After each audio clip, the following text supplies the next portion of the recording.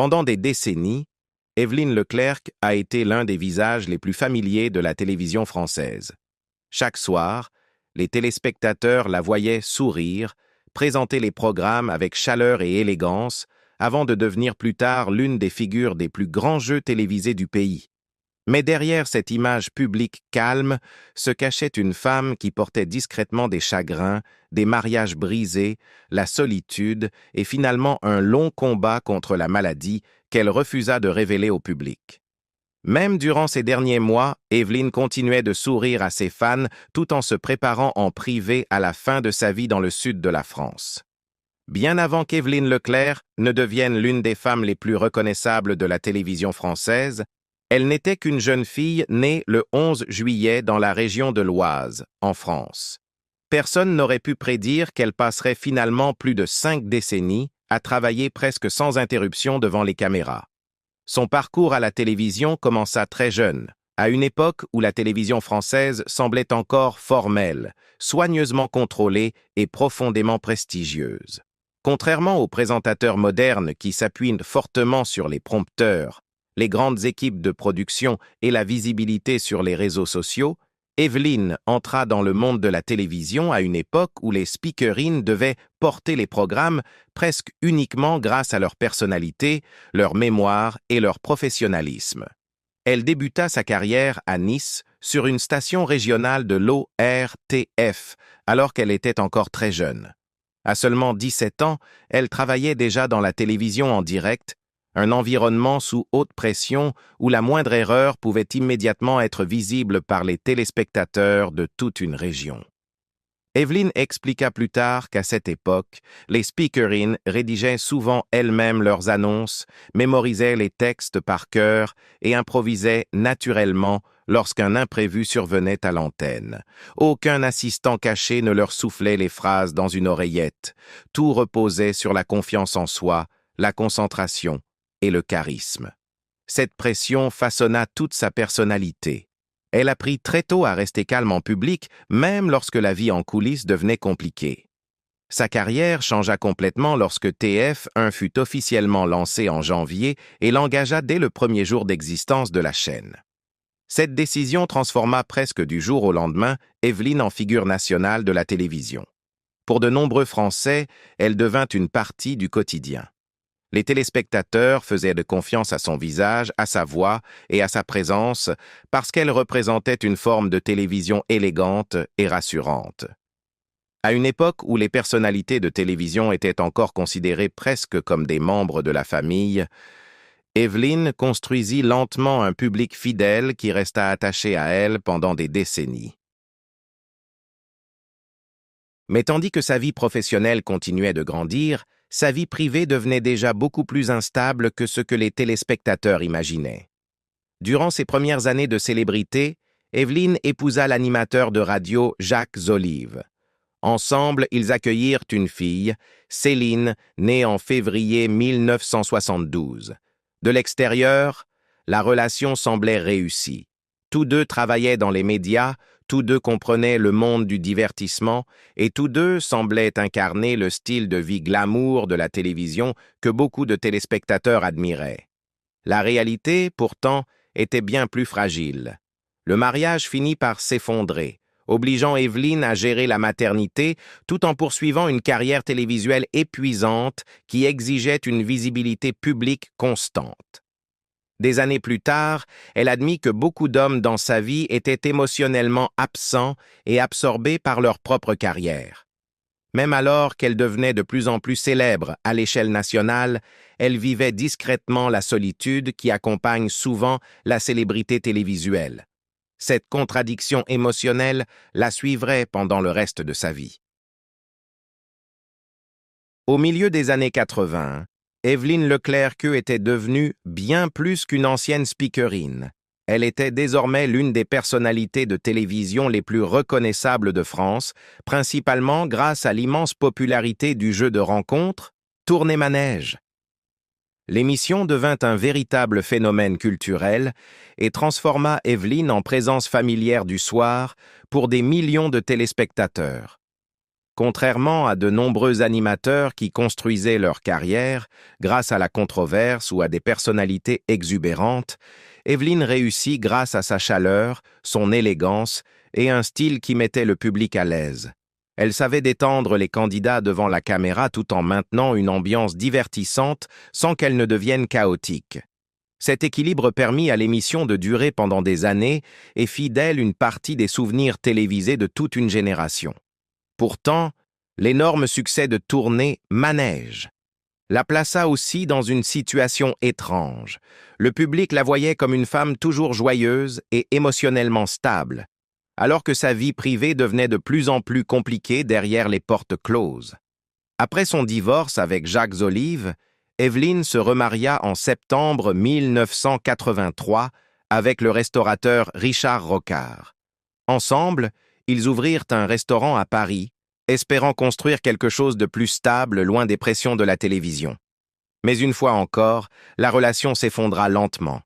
Contrairement à de nombreuses célébrités qui parlent publiquement de leur séparation, Evelyne géra cette rupture dans la discrétion. Elle exposait rarement sa souffrance personnelle et préférait conserver l'image soignée que le public attendait d'elle. Avec le temps, elle devint étonnamment honnête au sujet de sa déception amoureuse. Dans des interviews plus tardives, Evelyne admit qu'elle ne croyait plus à la fidélité à vie et remit ouvertement en question l'image traditionnelle du mariage. Elle expliqua que la routine finit toujours par détruire la passion et confessa que ses deux maris avaient été émotionnellement absents durant leur relation. Ces déclarations choquèrent certains fans plus âgés, car Evelyne avait longtemps représenté une image raffinée et traditionnelle à la télévision. Mais en privé, elle était devenue de plus en plus indépendante et sceptique face à l'amour. Son attitude envers les relations devint encore plus surprenante plus tard dans sa vie, lorsqu'elle se décrivit ouvertement comme une ancienne cougar. Evelyne admit qu'elle préférait souvent les hommes plus jeunes et déclara qu'elle ne pouvait pas s'imaginer avec quelqu'un de son âge, à moins qu'il ne soit énergique, sportif et aventureux. Pour beaucoup de téléspectateurs, entendre de telles confidences de la part d'une figure aussi appréciée de la télévision fut inattendu, car le public français l'avait associée pendant des décennies à l'élégance et à la discrétion, plutôt qu'à une honnêteté provocante. Mais à ce stade de sa vie, Evelyne ne semblait plus intéressée par l'idée de se conformer aux attentes de la société. L'une des révélations les plus commentées arriva des années plus tard, lorsque l'humoriste controversé Pierre Palmade la mentionna dans son autobiographie.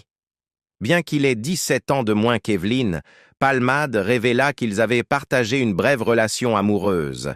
Il en parla avec désinvolture, admettant qu'elle avait eu un faible pour lui et qu'ils avaient vécu une petite histoire d'amour ensemble.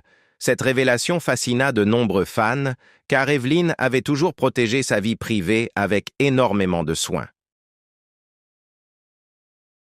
En même temps, sa carrière télévisuelle commençait lentement à changer.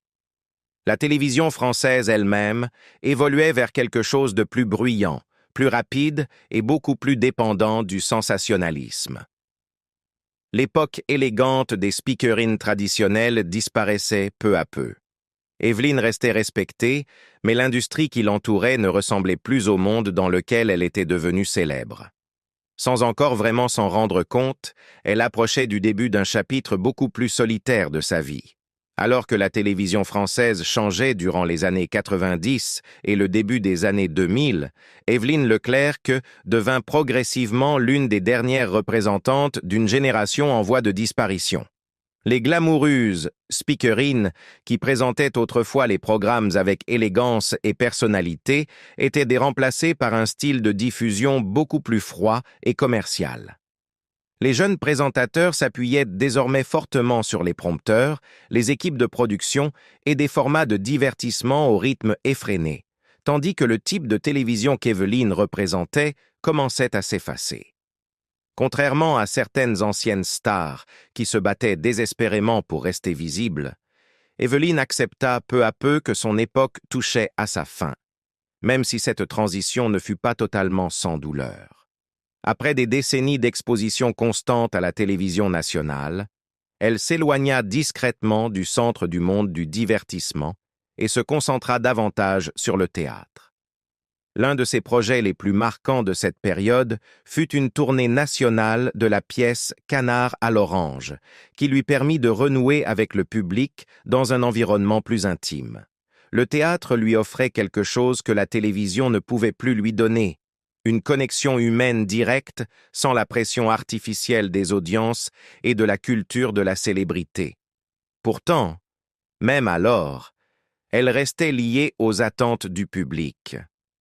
Pour beaucoup de téléspectateurs, Evelyne demeurait figée dans le temps comme la femme souriante de Tournai-Manège, alors qu'elle-même vieillissait et réévaluait toute sa vie.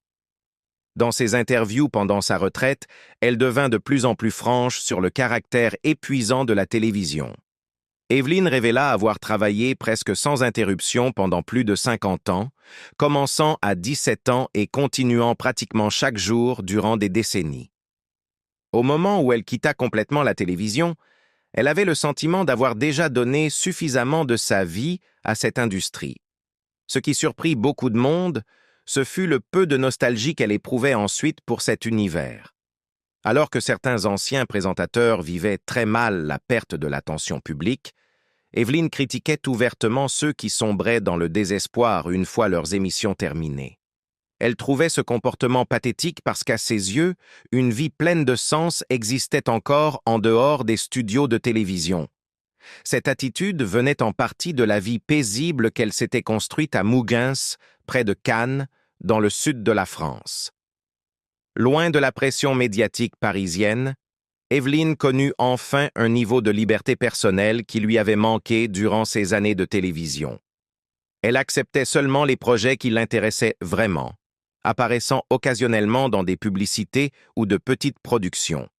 Mais elle ne voulait plus du rythme épuisant d'une carrière à temps plein à la télévision.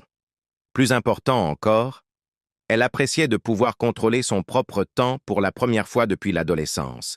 Son quotidien devint étonnamment simple.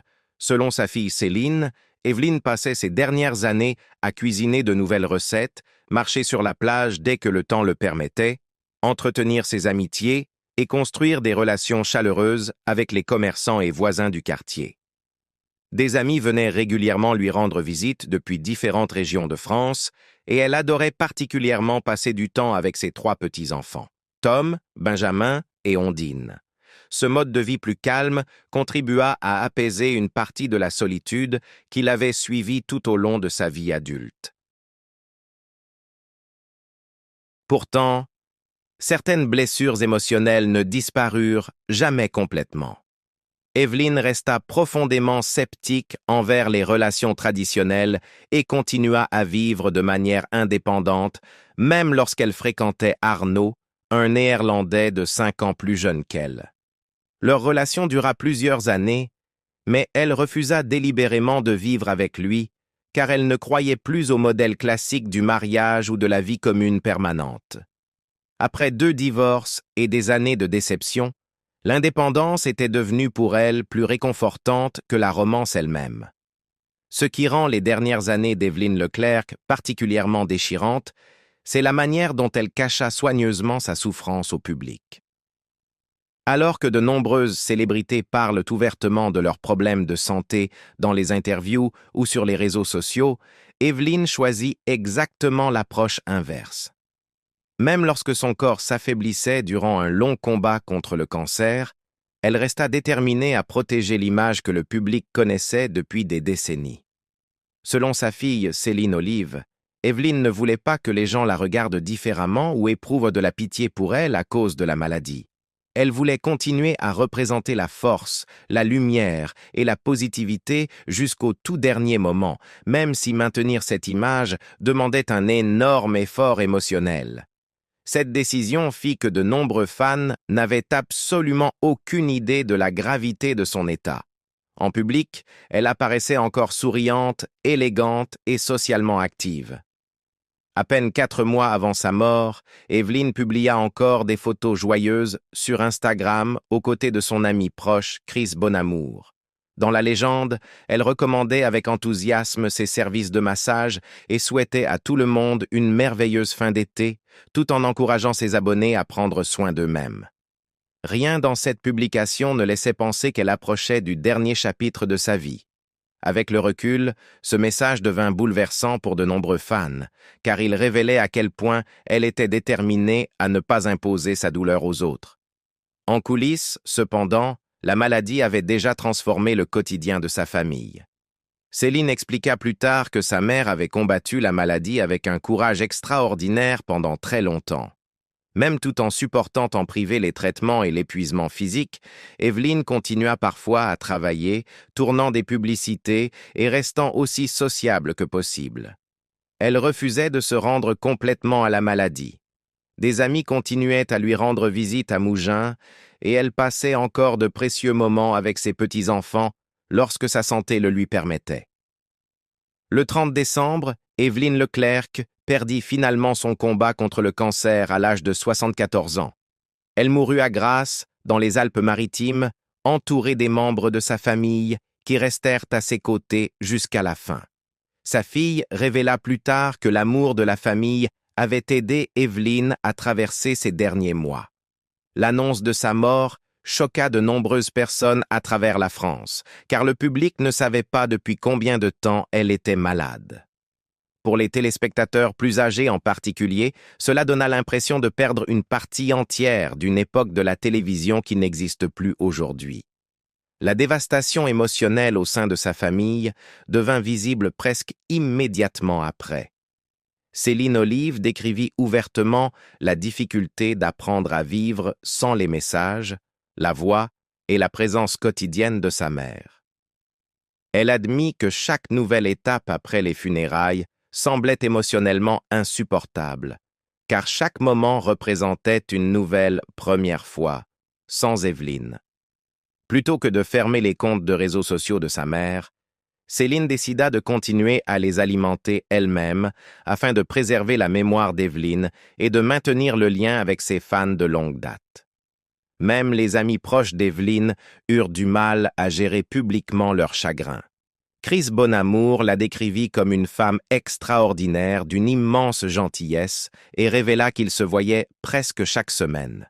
Il parla également de Céline et de ses enfants comme de sa « famille de cœur », montrant à quel point Evelyne resta profondément liée aux personnes qui l'entouraient jusqu'à ses derniers jours. Pour une femme qui passa des décennies à apparaître posée et élégante à la télévision, le monde émotionnel discret entourant sa mort révéla une personne bien plus vulnérable et profondément aimée derrière l'image publique. Dans les mois qui suivirent la mort d'Evelyne Leclerc, le chagrin de sa famille ne disparut jamais vraiment. Au lieu de s'atténuer avec le temps, l'absence semblait devenir plus lourde à mesure que la vie quotidienne continuait sans elle. L'un des moments les plus émouvants survint 90 jours après son décès, lorsque sa fille Céline Olive publia un hommage bouleversant sur Instagram via le compte officiel d'Evelyne. Plutôt que d'écrire comme une personnalité publique gérant une page de célébrité, Céline écrivit comme une fille essayant encore de survivre à une perte inimaginable. Elle décrivit chaque journée sans sa mère comme une épreuve permanente et admit qu'elle ne parvenait toujours pas à s'habituer à vivre sans ses messages, sa voix ou sa présence. Ce qui rendit cet hommage particulièrement douloureux fut la manière dont Céline relia la mort de sa mère à la vague plus large de disparitions de célébrités qui avaient bouleversé la France durant cette même période. Elle mentionna des personnalités comme Bruno Salomone, Loana Petrucciani, Isabelle Mergo et Lionel Jospin, tout en réfléchissant à la façon dont chacun avait discrètement mené ses propres combats avant de disparaître de la vie publique.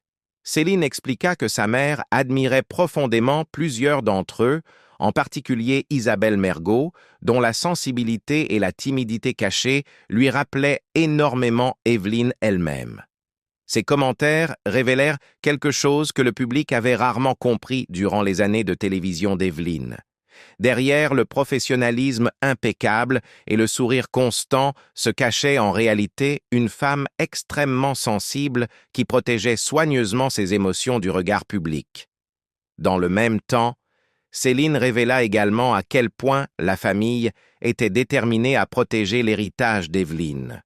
Plutôt que de laisser disparaître la présence en ligne de sa mère, elle continua à mettre à jour le compte Instagram à la fois pour les fans et pour soutenir les collectes de fonds liées à l'Institut contre le cancer de Mougins, honorant ainsi les dernières volontés d'Evelyne. À bien des égards, la page devint un mémorial vivant où les admirateurs pouvaient continuer à partager leurs souvenirs de l'importance qu'Evelyne avait eue dans leur vie.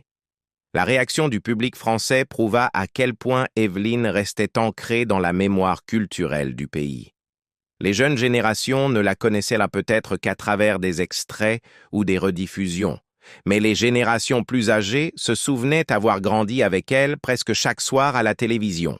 Elle représentait une époque précédant la culture moderne des célébrités, avant qu'elle ne devienne cynique et agressive.